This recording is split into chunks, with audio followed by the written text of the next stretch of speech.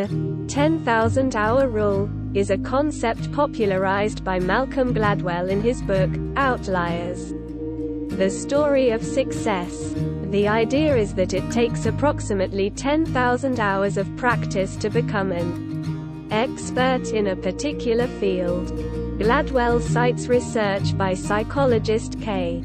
Anders Ericsson, who studied the relationship between practice and performance in various domains such as music, sports, and games. Gladwell argues that the key to exceptional achievement is not talent, but rather the amount of time an individual spends practicing their craft.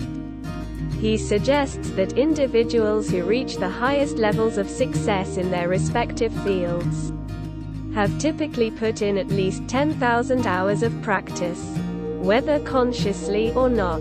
This is because it takes a significant amount of time and effort to master a skill or subject. And the more time one spends practicing, the more likely they are to reach a high level of proficiency.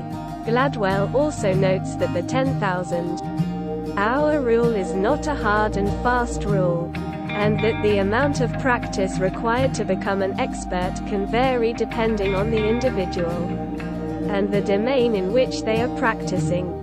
Some people may be able to reach a high level of proficiency in a shorter amount of time, while others may require more practice. However, Gladwell emphasizes that the 10,000-hour rule is not a guarantee of success. While practice is certainly important, it is not the only factor that determines one's level of achievement. Other factors such as natural ability, opportunity, and luck can also play a role in an individual's success.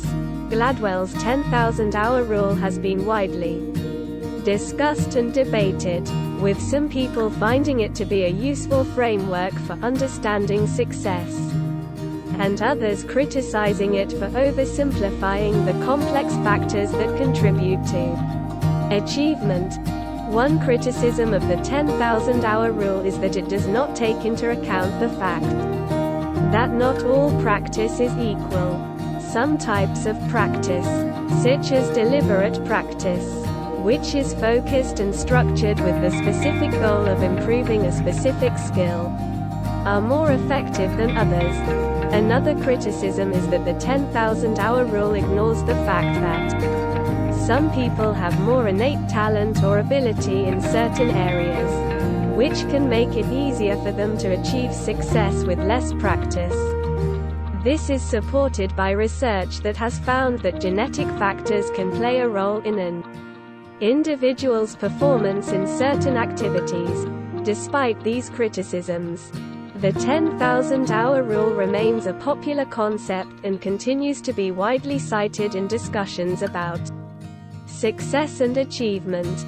Overall, Gladwell's 10,000-hour rule suggests that practice is an important factor in achieving success in any field.